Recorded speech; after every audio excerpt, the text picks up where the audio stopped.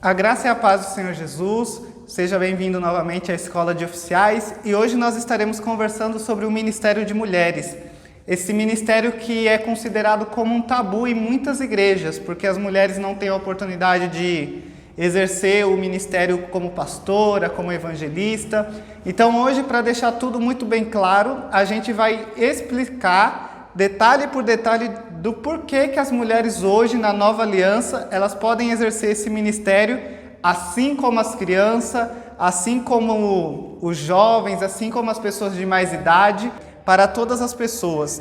Isso a gente começa a ver lá no Antigo Testamento, quando o templo ele era repartido por 3 partes. Isso significa o quê? Que as pessoas elas ficavam em espaços separados. Não era todo mundo no mesmo espaço, como por exemplo, na primeira repartição ficavam as pessoas que tinham alguma deficiência, ficava as crianças também e logicamente as mulheres. Na segunda parte ficavam os sacerdotes, que era da tribo de Levi e que era judeu automaticamente. E na terceira parte ficava o sumo sacerdote, que se apresentava uma vez por ano.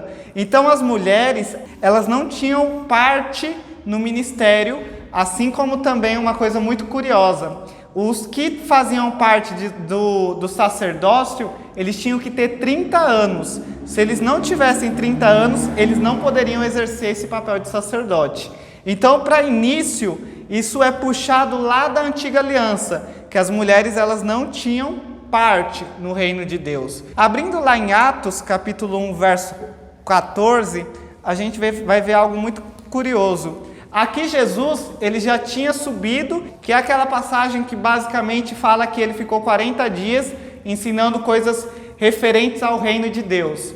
E aí, quando ele sobe, ele fala assim, olha, fique em Jerusalém até que do alto sejam revestidos de todo o poder para que vocês sejam testemunhas.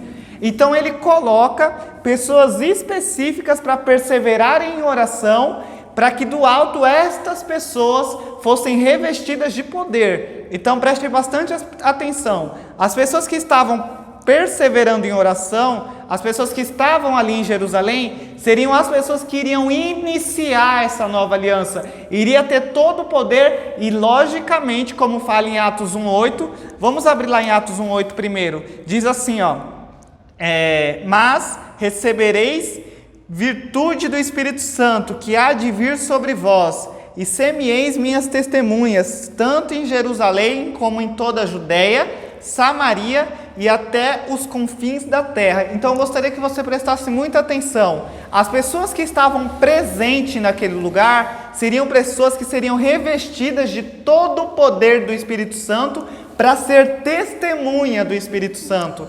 Então lembra que lá no início, como eu disse no começo da aula, que no Antigo Testamento as pessoas eram repartidas e somente o sumo sacerdote tinha revelação e intimidade com Deus uma vez por ano. A partir deste momento, as pessoas que estavam unidas em oração ali, unidas em Jerusalém, elas teriam a oportunidade e o privilégio de ser testemunha do Espírito Santo que viria morar nelas. E aí talvez você esteja se perguntando, Lucas, mas quem eram essas pessoas que estavam reunidas ali? Agora abrindo em Atos 1:14, vai falar quem eram essas pessoas. Diz assim, todos estes perseveravam unanimemente em oração e súplica com as mulheres, e Maria, mãe de Jesus, e com seus irmãos. Então preste bastante atenção. Na antiga aliança, as mulheres elas não tinham parte na revelação de Deus por ficar na primeira repartição do templo. Só que hoje em Atos, quando iniciou a igreja, elas estavam unânimes em oração com os apóstolos, com a igreja, que permaneceu fiel, e automaticamente elas passaram a ser testemunhas do poder e do Espírito Santo como igual. Eu gostaria que você prestasse muita atenção, porque aqui em Atos capítulo 1, estavam ali unidos apóstolos, e elas ficaram de igual modo com os apóstolos. Elas receberam autoridade para ser testemunha do Espírito Santo de igual modo. E eu gostaria de mostrar para você também algo que aconteceu referente ao ministério de mulheres, que iniciou a graça. A gente sabe que Mateus, Marcos, Lucas e João são livros históricos referentes ao cumprimento da lei. Só que a partir do momento que Jesus morreu, ele colocou um fim na lei. Vamos abrir lá rapidinho, Romanos 10. Em Romanos 10, 4, vai falar referente ao que Jesus fez quando ele morreu na cruz.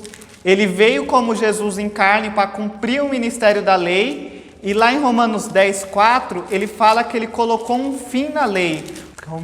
Achei aqui, Romanos 10, verso 4. Ele fala assim, porque o fim da lei é Cristo, para a justiça de todo aquele que crê. Isso significa o quê? Que quando ele morreu na cruz, o ministério judaico, o ministério da lei, espiritualmente tinha acabado. Aí você vai falar assim, Lucas, por que espiritualmente tinha acabado? Porque humanamente falando, o ministério da lei só se encerrou com a caída, com o derrubar do templo. Então, espiritualmente, ali as mulheres elas passaram a ter direito a usufruir desse reino, que é o reino inabalável, como fala em Hebreus 12, 28. E aí, quando Jesus ele morre na cruz e encerra a lei, ele aparece primeiramente para Maria Madalena. Maria Madalena é a primeira que vê Jesus ressuscitado. E curioso que a carta aos Romanos fala assim, olha, que hoje é Romanos 6, eu acho que verso 4, aí eu já não vou saber de cor. Lá diz assim, olha, que por causa da ressurreição de Jesus, hoje nós pertencemos a outro. Isso significa o quê? Que Maria Madalena foi a primeira a ver o Jesus que hoje eu e você como igreja pertencemos. Então isso significa o quê? Que hoje Jesus glorificado, Jesus ressuscitado, ele se manifestou primeiramente a Maria Madalena. Isso está descrito do livro de Mateus, está aparecendo aqui embaixo da tela para que você possa ler e acompanhar. E logo depois, é curioso saber disso, por quê? Porque na lei era proibido essa manifestação do Espírito de Jesus aparecer para uma mulher. Porque você lembra que no início, elas ficavam na primeira parte do templo, só recebia a manifestação, só ouvia os mandamentos, aquela pessoa que ficava na terceira parte do templo, que era depois, antes do véu. Então, as mulheres, elas passaram a ter essa oportunidade, quando Jesus apareceu a Maria Madalena. Aquilo que era proibido na lei, foi manifestado na graça através de Maria Madalena. Então preste bastante atenção, quem propagou inicialmente a boa notícia, a excelente notícia do Jesus ressuscitado, do Jesus a qual nós pertencemos, não foi nenhum dos apóstolos, foi as mulheres que foram lá no sepulcro ver Jesus. Então quem iniciou esse ministério da ressurreição foram as mulheres.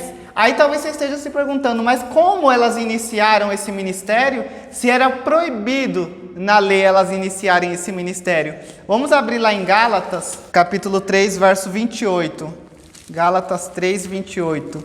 Diz assim, nisto não há judeu nem grego, não há servo nem livre, não há macho nem fêmea, porque todos vós sois um em Cristo Jesus. Então, quando Jesus ele ressuscita, ele tira a parede de divisão que havia na antiga aliança, ele torna todos um só em Cristo Jesus. Isso significa o quê? Que as mulheres, assim como as crianças, assim como os jovens, assim como as pessoas enfermas, passaram todos a serem corpo de Cristo como igual. Então o ministério da nova aliança, ele se inicia tirando o primeiro e estabelecendo o segundo. Então tirou aquele primeiro modelo onde a mulher não poderia falar, onde a mulher não poderia exercer, onde a mulher não poderia cumprir e falar e propagar, fazer o ID. E ela iniciou esse ministério da graça. Então, é muito importante eu entender o quê? Que nesta nova ordem eu não posso olhar ninguém segundo a carne,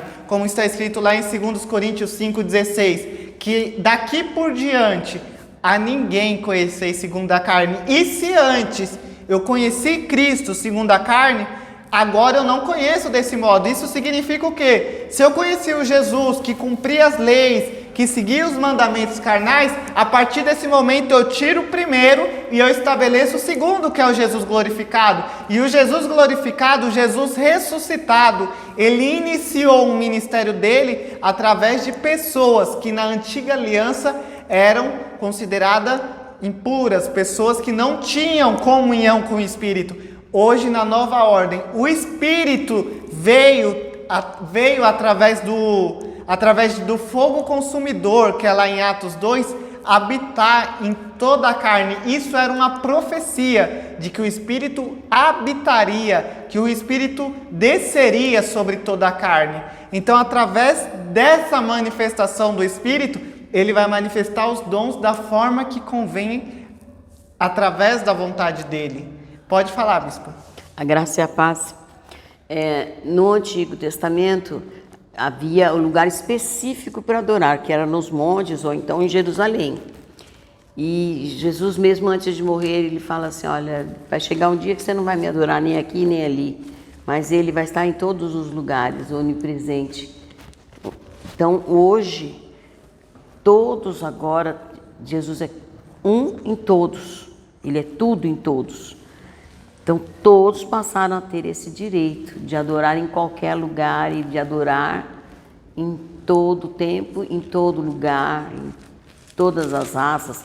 Até os eunucos que estavam fora passaram a ter esse direito de ser adorador e ser ministros, né? Pregar esse evangelho. É curioso falar a respeito disso, por quê? Porque estas pessoas, como a apóstola Edemildes acabou de citar, como mulheres, crianças ou enfermos ou os eunucos, eles não tinham direitos, por quê? Porque eles transgrediam a lei, eles não conseguiam cumprir, e por eles não conseguirem cumprir, Efésios 2, a gente vai ler aqui rapidinho, fala que eles estavam mortos, eles estavam separados de Deus.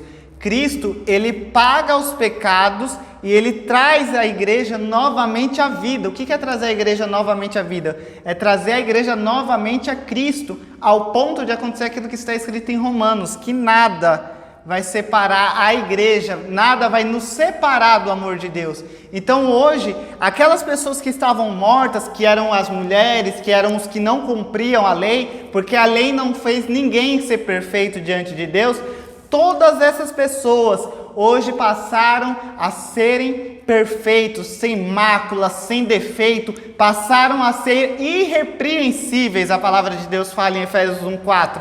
Então aquelas pessoas que eram irrepreensíveis, que não tinham direito a cumprir o seu ministério, Deus ele fala assim em 2 Coríntios 3:5, que ele nos capacitou para sermos ministros da nova aliança. Então a capacidade, ali Paulo fala assim, olha, a capacidade não vem de vós, a capacidade, a nossa eficiência, ela vem de Deus, ela vem do Espírito. Então hoje as mulheres, elas não podem porque elas aprenderam, porque elas têm palavras persuasivas de homem. Hoje a palavra do Espírito, que é a palavra de poder, ela está na nossa boca e no nosso coração, como fala Romanos. Então essa palavra, ela é a palavra eficaz, que não foi colocada em um grupo de pessoas, porque hoje Deus, ele trabalha, como fala em Colossenses 3:11, em tudo e em todas as pessoas. Então essa palavra que trabalha, que transforma, ela não está algemada, como fala o livro de Timóteo, ela está livre, ela está solta, porque aonde há o Espírito, há liberdade. E aonde está esse Espírito que trabalha? Está dentro de mim e está dentro de você. Quando na verdade nós entendemos que esse Espírito na verdade somos nós, porque aquele que se une ao Senhor, 1 Coríntios 6:17, é um só Espírito com Ele. Então o Espírito veio e fez morada ao ponto de casar-se com a gente e se tornar um só Espírito. Porque casamento no mundo espiritual é união. E o Espírito se uniu com o nosso Espírito, como fala em Efésios 4:5. Que há um só Espírito, um só corpo, um só batismo. Então hoje não existe o Espírito da mulher, o Espírito do homem, o Espírito da criança, o Espírito do coxo. Hoje há um só Espírito, um só corpo. E o corpo ele vai trabalhar na multiforme graça e com a sabedoria não terrena, mas com a sabedoria que vem do alto, discernindo coisas espirituais comparando coisas espirituais com coisas espirituais.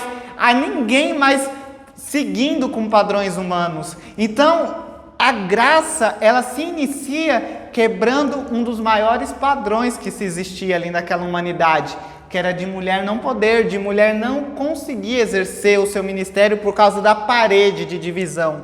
Em Efésios 2, 3 e 14, é como a gente vai ler, fala que essa parede de divisão, ela foi desfeita, ela foi derrubada. Então, aquelas pessoas que não tinham acesso, como pessoas que a gente considera impura, Jesus, quando se manifesta a Pedro, ele fala assim: olha, a partir de agora você não considera impuro aquele que eu purifiquei. Isso significa o quê? Que na graça eu não posso considerar impuro aquilo que Deus fez. E Deus fez essa obra na cruz. A obra na cruz foi para quê? Foi para fazer a lavagem, que fala lá em Tito 3,5, a lavagem que não foi feita por meio de justificação humana, mas foi pelo lavar purificador da palavra. Então eu não posso anular, como fala em Gálatas 2:21, eu não posso anular o sacrifício de Jesus. E toda vez que eu falo que uma mulher não pode exercer o ministério,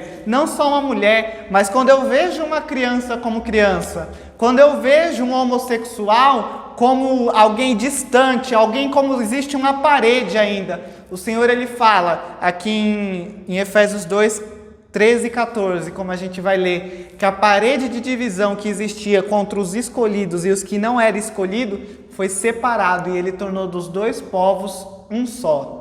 Então aquele que podia, como a gente acabou de ler em Atos 1, aqueles apóstolos, eles já podiam desde lá de trás. A palavra de Deus fala que não foi eles que escolheram a Deus, mas Deus que escolheu a eles. Então aqueles que eram escolhidos, eles já podiam, mas por causa da parede de divisão que foi derrubada através do sacrifício na cruz, as mulheres passaram a ter direito. Por isso que elas estavam orando unanimamente, elas estavam orando de igual modo. Vamos ler lá, Efésios 2, 13 e 14, diz assim, ó. Vamos ler a partir do 12?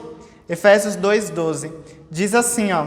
Que naquele tempo estáveis sem Cristo. Quem estava sem Cristo? As pessoas que não cumpriam a lei, as pessoas que não eram, purificadas como mulheres, crianças, jovens, separados da comunidade de Israel, separados dos judeus, e estranhos ao concerto da promessa, não tendo esperança e sem Deus no mundo. Então está falando a respeito das mulheres, das crianças, que não tinha Deus no mundo, Aí fala, mas agora, em Cristo Jesus, vós que estáveis longe, estava lá na primeira repartição do templo, já pelo sangue de Cristo, chegaste perto. E não só chegaste perto, mas nós recebemos o Espírito de poder, o Espírito eterno dentro de nós. Então Paulo aqui, ele fala assim, olha, porque ele é a nossa paz, o qual de ambos os povos fez um, derrubando a parede de separação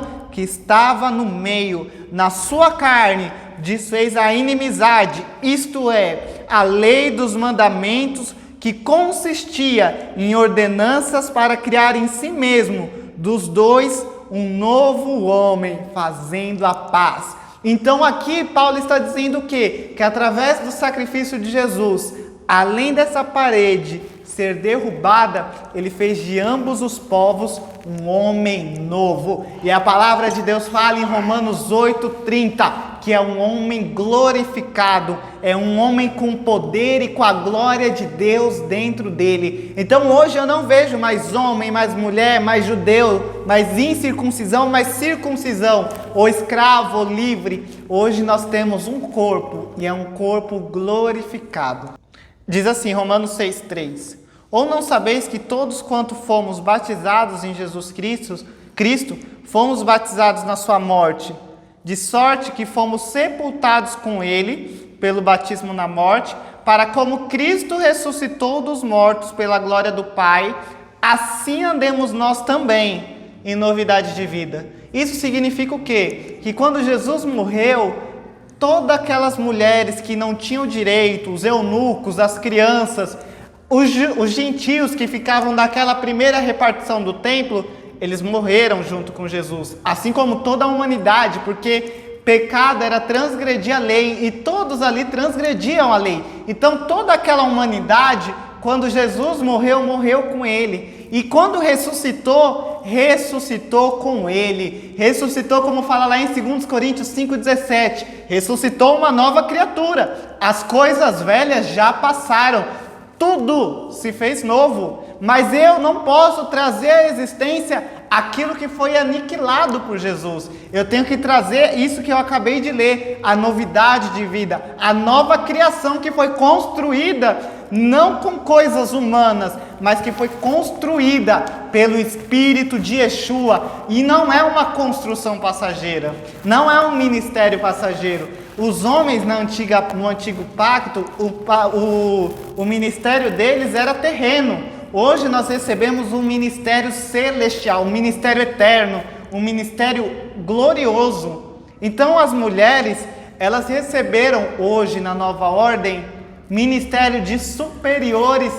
Lógico que nós sabemos que hoje a promessa ela já é rema, ela já é feita. Mas Paulo fala lá em Hebreus, nós recebemos ministério de superiores promessas. Então todas essas pessoas que antes estavam longe, hoje elas passaram a fazer parte, porque a parede de separação foi destruída, porque Jesus colocou um fim na lei e com a finalização da lei iniciou um ministério que tem um novo e um vivo caminho, como diz em Hebreus 10:19.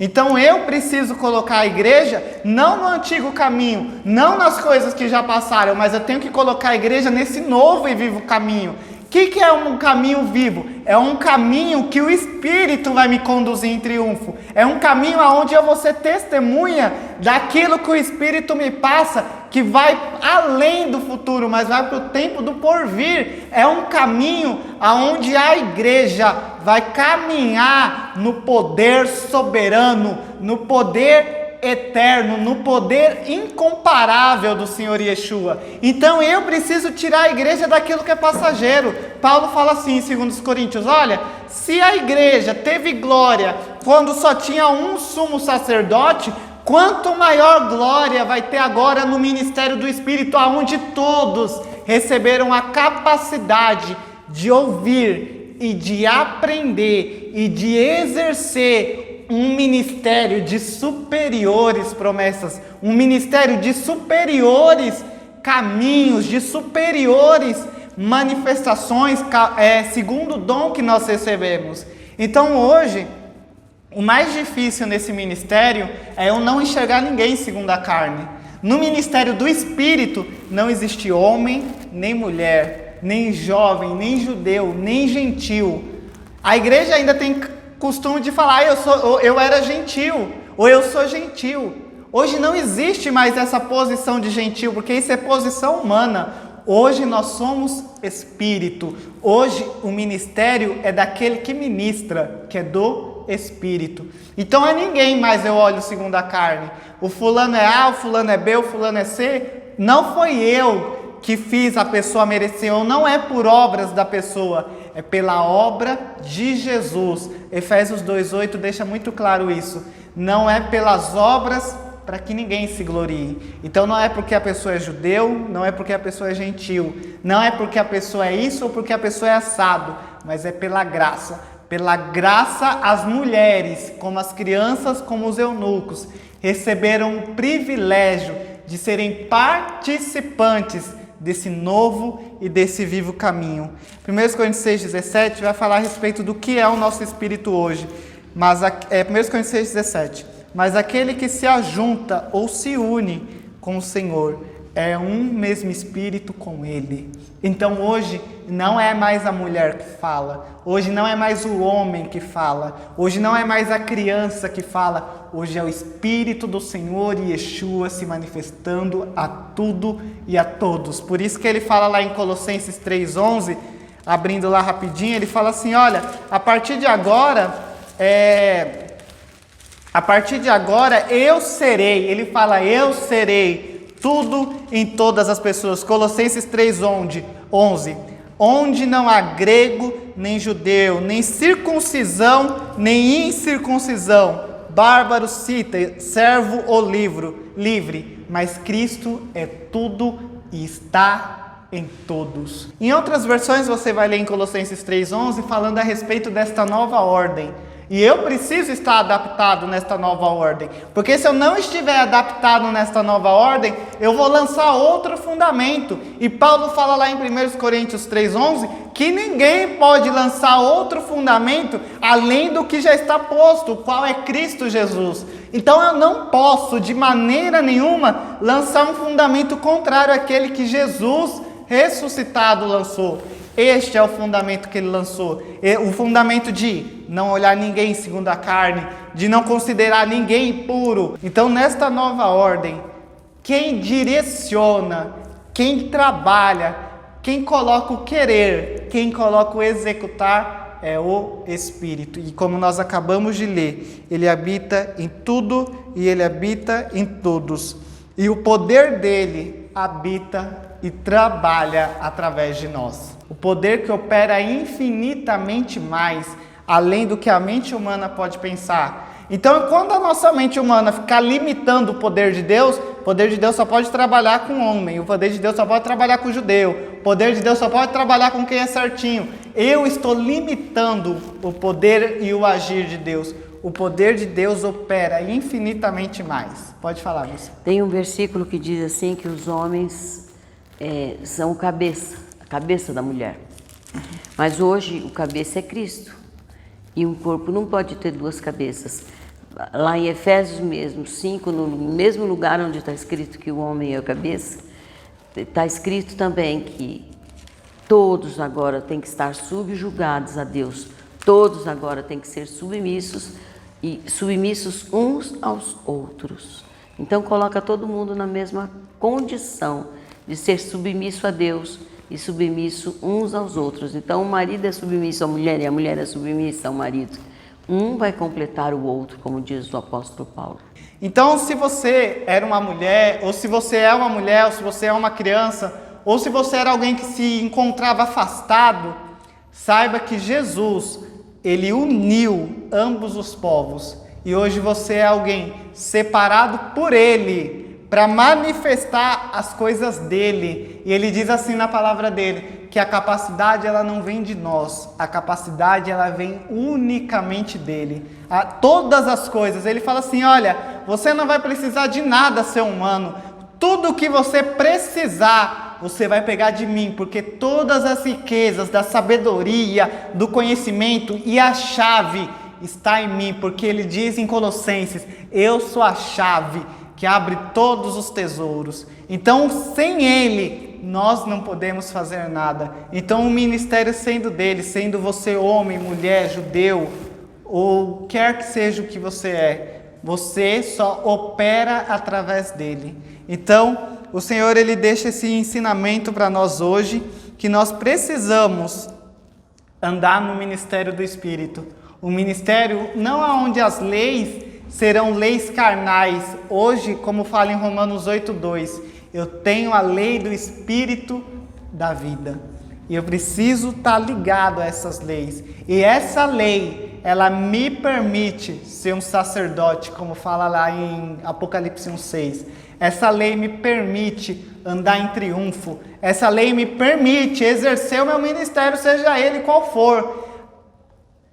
Essa lei me permite não ser escravo de rudimentos do mundo, como fala em Gálatas 5. Ele fala assim, olha, cuidado para você não se prender novamente a rudimentos do mundo. Então eu não posso prender o meu ministério por causa daquilo que o mundo, por causa daquilo que a religião me fala. Eu tenho um ministério, e esse meu ministério, ele é um ministério que não pode parar, ele é um ministério eterno. Jesus, ele fala uma coisa muito importante através do ministério de Paulo, que ninguém foi constituído mestre no Senhor, para o Senhor. Ele não chamou ninguém para ensinar a ele. Então, ele ensina tudo a todos. Então, talvez você está aí na sua casa falando assim, olha, eu gostaria, mas eu não posso. lembre-se que Maria, lembre-se que estas mulheres, tanto no início, na ressurreição, como lá em Atos 1, elas foram pioneiras, elas foram as primeiras a exercer esse ministério. Elas não falaram, olha, os homens estão orando aqui, eu vou orar mais baixo, ou eu vou orar diferente, ou eu não vou nem orar, eu vou ficar só olhando. Muito pelo contrário, elas oraram de igual modo. Então você aí na sua casa, se você tem um pastor na sua casa, se você tem um líder na sua igreja, saiba que você pode exercer o ministério desta pessoa de igual modo. E se é da vontade de Deus, até de uma forma diferente ou maior.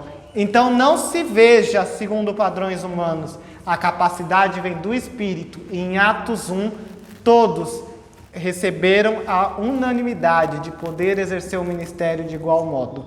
Então eu agradeço a oportunidade, espero que você tenha entendido a aula de hoje. Não esqueça de compartilhar, de curtir e de se inscrever no canal. E até a próxima.